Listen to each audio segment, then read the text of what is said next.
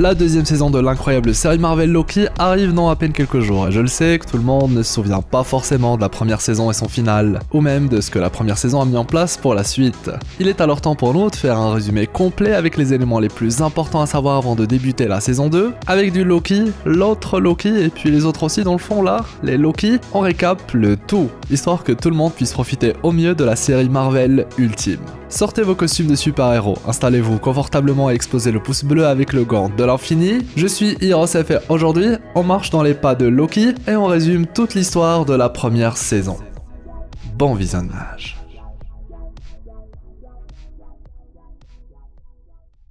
La série Loki, c'est tout simplement le moyen pour le MCU d'expliquer son multivers et dans les détails. Des variants, des copies de nous-mêmes à travers une infinité de réalités, une timeline ou un flux temporel sacré, un événement Nexus ou que sais-je, il est temps d'éclaircir toutes ces zones d'ombre. Tout commence dans Avengers Endgame. Les Avengers conscients qu'ils ont perdu contre Thanos vont tenter une petite folie, manière détournée de rattraper leur échec, le voyage dans le temps. Sauf qu'ici, il est quelque peu différent de ce dont on a l'habitude. On nous explique par exemple dans Endgame que si tu voyages dans le passé, ce passé devient ton futur, et ton ancien présent devient ton passé, qui ne peut plus être changé par ton nouveau futur. Ok, un peu fouillé comme explication, mais on va y revenir. Justement, durant le voyage dans le temps d'Endgame, les Avengers vont malencontreusement permettre à Loki de s'échapper en 2012, créant ainsi une nouvelle branche de réalité qui a poussé au moment précis où Loki a dévié de son destin. Nous on le sait, comment ça se passe en 2012, mais maintenant que les Avengers sont altérés à cet événement, forcément une nouvelle branche est créée. Sauf que les choses ne sont pas aussi simples. Et on en arrive du coup au premier épisode de la série Loki. On voit en effet où débarque ce Loki qui s'est échappé et qui semble-t-il a changé son destin, et arrivé nulle part, voilà qu'une police temporelle fait son apparition. De TVA, le TVA, la TVA, ou l'organisme TVA, pour Time Variance Authority, traduit dans la série en VF en tribunal des variations anachroniques. Ils arrivent sans difficulté à capturer ce Loki, et nous voilà très vite devant la juge Renslayer, un membre très important du TVA qui fait office de juge, on peut même dire qu'il s'agit de l'une des plus grandes autorités de l'organisme. Et c'est entre autres via ce personnage qu'on comprend pas mal de choses. Et puis il y a des affiches, et même des spots de publicité qui expliquent ce qui est arrivé à ce Loki. Dites bonjour aux événements Nexus.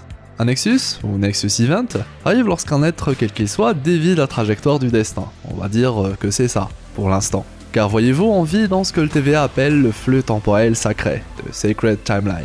Un regroupement d'univers dont les événements sont contrôlés depuis la nuit des temps par les gardiens du temps, et qui suivent dans les grandes lignes le même schéma. Alors bien sûr, tu peux un matin décider de ne pas aller travailler, ou de boire un thé, à la place de ton café habituel, sauf si cela ne fait pas partie du chemin écrit par les gardiens du temps. Car ce sont les Timekeepers, les gardiens du temps, qui ont créé le flux temporel sacré, le seul moyen pour, dit-on, empêcher une guerre multiverselle où plusieurs univers se sont fait la guerre. Du coup, si tu sors du script, on va appeler ça comme ça, tu crées un Nexus Event et tu deviens automatiquement un variant, une autre version de toi dans une nouvelle branche de réalité. Alors oui, des variants de toi, il y en a beaucoup, genre vraiment beaucoup, mais le TVA il s'intéresse seulement à ceux qui créent un événement Nexus, ceux qui sortent du script. Le TVA s'empresse alors d'aller les capturer, puis les efface de l'existence, de manière à ce que tout le monde suive le chemin auquel il a été prédestiné. Et oui, si on te laisse faire ce que tu veux, ou si tu changes sans le savoir de destin, alors tu crées une nouvelle branche de réalité, comme ce que les Avengers ont causé, puisque c'est via eux qu'un Loki s'est échappé en 2012, le Loki qu'on suit dans la série, le héros de la série Loki. Si on laisse faire tout ça, si le TVA ne fait rien, à force ce sera le chaos dans le multivers, ce qui amènera à la fameuse guerre multiverselle que les gardiens du temps souhaitent éviter à tout prix. Et puis, si malencontreusement, un Nexus Event dépasse la ligne rouge, s'il n'a pas été arrêté dans les temps, il devient impossible de le reset, de le réparer, enfin, l'effacer. Et ça du coup, c'est encore jamais arrivé, car cela mènerait à la destruction de la timeline sacrée et l'effondrement de la réalité comme on la connaît. Et ça, c'est Miss Minute qui nous l'apprend. Voilà, avec ça, on a la base de la base. C'est comment se créent des branches, ce que sont les variants, et comment le multivers est contrôlé, etc. Il est alors temps d'enchaîner sur l'intrigue de la première saison de la série. Celui qu'on va désormais appeler notre Loki va finalement être sauvé de la mort, car un autre agent du TVA a besoin de lui, Mobius. Notre Loki et Mobius vont alors enquêter sur une personne très mystérieuse, qui se révélera être un Loki au féminin, appelé Sylvie, un variant Loki. Ah oui, et d'ailleurs, si Mobius a permis à notre Loki de l'aider, c'est parce qu'il est fasciné par les Loki, qu'il a étudié toute sa vie. Et pour lui, utiliser un Loki pour capturer un Loki, c'est peut-être ça la meilleure idée. Notre Loki devient alors d'une certaine manière un agent du TVA lui aussi, et on lui explique les bases avec les Nexus Events, la timeline sacrée, etc. Au fur et à mesure des épisodes, on va commencer à se douter que quelque chose de bizarre se trame au sein du TVA. Et notre Loki et Sylvie, deux variants Loki, vont finir par beaucoup se rapprocher. Finalement, ils ont un objectif commun, trouver et parler aux gardiens du temps et essayer de comprendre pourquoi leur destin est contrôlé, d'autant plus que Sylvie est un variant Loki particulier. En effet, elle est en fuite depuis son plus jeune âge, prédestinée à être effacée par le TVA, de son point de vue, sans aucune raison valable. Toute une vie où elle a dû fuir le TVA, une vie loin d'être glorieuse. Clairement, elle voit en le TVA l'ennemi à abattre par excellence, et donc pour elle, il faut tuer les gardiens du temps. Finalement, les deux personnages, Loki et Sylvie, vont finir par confronter les gardiens du temps, qui se sont révélés être des pantins. Des sortes de robots géants contrôlés par quelqu'un d'autre. Et même pas le temps d'en savoir plus, les agents du TVA vont réussir à les neutraliser, et même les brouiller. En somme, les effacer de l'existence. Et c'est fini. Enfin, pas exactement. Lorsque tout semble perdu, voilà qu'on fait face à une autre révélation. Les gardiens du temps n'existent a priori pas et aussi, lorsque quelqu'un est brouillé, effacé, il est en réalité transporté, téléporté dans le Void, une sorte d'univers poubelle où atterrissent tous les variants capturés et jugés par le TVA, pareil pour des bâtiments, sculptures ou véhicules, bref, un cimetière de réalité aussi bordélique que mystérieux, là où se retrouve tout ce qui a été effacé par le TVA. Loki, Sylvie et Mobius, qui s'est lui aussi fait brouiller, vont alors découvrir le Void ainsi que ses habitants, qui sont pour la plupart, pour ne pas dire à 100%, composés de variants Loki. À croire que Loki est un être doué lorsqu'il s'agit de survivre, et ce dans les endroits les plus dangereux du monde. Très très fort, les Loki, pour échapper à la mort.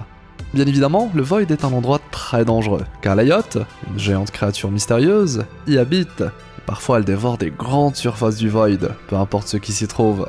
On fait la connaissance de certains variants Loki, et même d'un variant Thor Grenouille, pourquoi pas, et il est temps d'affronter à la Yacht. Car là aussi, il semblerait qu'il garde l'entrée dans l'endroit spécial, la citadelle de la fin des temps. Une fois à l'intérieur, et puisqu'on est arrivé au dernier épisode, il est temps de découvrir la révélation ultime de la série. Bon, comment dire? Vous voyez un peu ce qu'on rappelle et explique depuis le début? Eh bah, c'est un peu du pipeau. Vous pouvez déjà tout oublier. Ça va. Pas entièrement et heureusement. Déjà, les gardiens du temps, les fameux Timekeepers, ils n'existent pas et n'ont jamais existé. Ils sont une création de celui qui demeure. C'est en tout cas ainsi que l'appelle Miss Minute, celle qui accueille Loki et Sylvie dans la citadelle des fins des temps, une sorte d'intelligence artificielle qui aide aussi à gérer tout le TVA. Celui qui demeure demande aux deux variants Loki de le suivre dans son bureau, et ces derniers s'exécutent. Et on commence un peu à comprendre que cet être, un simple humain en apparence, semble être la clé de tout. On m'a donné beaucoup de noms, qu'il dit. Un souverain, un conquérant, celui qui demeure, un con. C'est pas aussi simple qu'un nom. Le voilà, le grand vilain de la nouvelle saga du MCU, mais enfin, l'un des variants du grand vilain, à moins qu'ils le soient tous. Ce dernier débute alors les explications, et surtout il révèle qu'il attend Loki et Sylvie depuis le début. Car voyez, lui, il sait tout. Absolument tout. Il a même déjà imprimé un document avec toute la discussion qui va avoir lieu entre lui et les Loki. C'est un peu vous dire l'étendue d'un tel être, qui a tout simplement réussi à dompter le temps. Celui qui demeure nous explique alors la vraie histoire derrière la création du flux temporel sacré. Et pourquoi il faut contrôler le destin, façonner le temps. Bien avant la création du TVA, un variant de lui est né sur Terre au 31e siècle. C'était un scientifique et il allait découvrir que d'autres univers existent, les uns au-dessus des autres. Compilés, on va dire. Bien sûr, ces autres variants faisaient la même découverte et au même moment. Ils vont alors finir par se contacter, et même trouver un moyen de se visiter entre eux, chacun profitant des découvertes des autres. C'était la paix. Sauf que certains d'entre eux voyaient en l'existence du multivers le moyen de dominer et de conquérir d'autres univers que les leurs. Voilà que la paix entre les réalités s'est retrouvée menacée, une guerre a alors eu lieu, où chaque variant a essayé de protéger son univers et détruire celui des autres. C'était presque la fin de tout. Ce premier variant finit par rencontrer une créature capable de consumer l'espace et le temps, et grâce à elle, il construit les armes capables de mettre fin à la guerre multiverselle. Une fois qu'il a isolé notre timeline, il n'avait plus qu'à gérer le flux du temps, empêcher que d'autres branches ne voient le jour, etc. etc. L'organisme TVA était né, et avec lui toute l'histoire factice des gardiens du temps, et j'en passe. En somme, il était le héros, caché, du multivers. Mais à quel prix? Visiblement, celui du libre arbitre. Au même moment, on apprend que Ravonna Renslayer a été contactée par Miss Minute. Elle a même eu une mission, la voir alors emprunter un portail du TVA pour une destination inconnue.